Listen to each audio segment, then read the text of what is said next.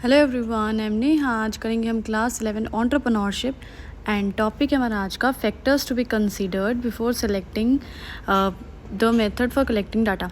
यानी जब हम डाटा कलेक्ट करते हैं तो हम मेथड चूज़ करते हैं कि कौन से तरीके से डाटा कलेक्ट करेंगे, तो किन बातों का हमें ध्यान रखना चाहिए, यहाँ उनकी बात करी जा रही है। एंड गाइस, ये जो नोट्स अगर आपको चाहिए डिस्क्रिप्शन में लिंक मिल जाएगा, वहाँ से आप नोट्स डाउनलोड कर सकते हैं। तो सबसे पहली चीज़ जिसका ध्यान रखना चाहिए वो है टाइम इन्वॉल्व, कि अपने पास डाटा कलेक्ट करने के लिए टाइम कितना है। Entrepreneur must consider the availability of time, तो अपने पास अवेलेबल टाइम कितना है, इस चीज़ का हमें ध्यान रखना है।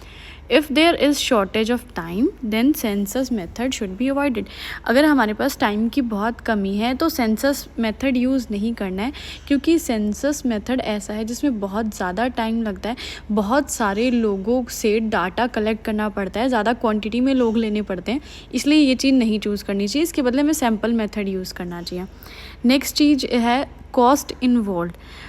पैसे भी देखने पड़ते हैं भाई, डाटा कलेक्ट करने के लिए कुछ पर खर्चा पानी भी होता है, वो भी देखना पड़ता है। Cost is an important factor to be considered while selecting the method of collecting data. तो भाई कॉस्ट बहुत ज़्यादा ज़रूरी है देखनी जब हम डाटा कलेक्ट करते हैं, तो कि भाई कितना खर्चा आएगा। Census method is a costly method and should be avoided in case entrepreneur does not have sufficient funds। आपका जो सेंसस मेथड है वो बहुत ज़्यादा कॉस्टली है, क्योंकि इसमें हर एक मेंबर को जो है से बात करनी पड़ती है और डाटा कलेक्ट करना पड़ता है, तो थोड़ा सा ये आपको महंगा पड़ता है।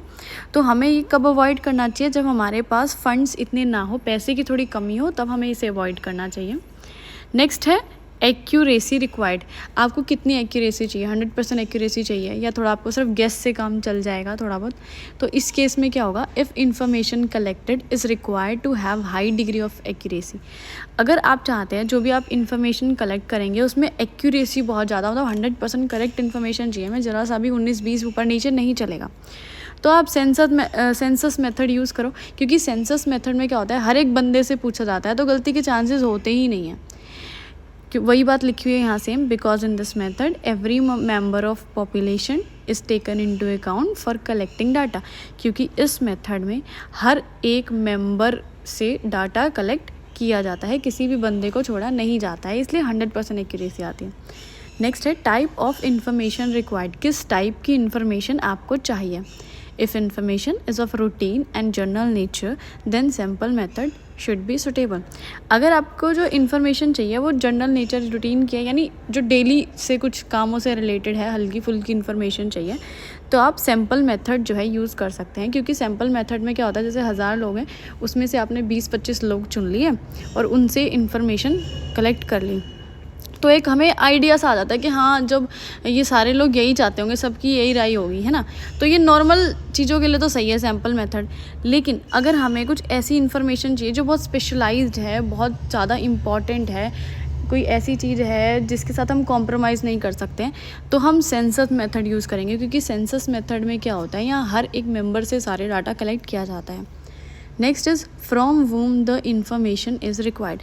भाई इंफॉर्मेशन किससे कलेक्ट कर रहे हैं।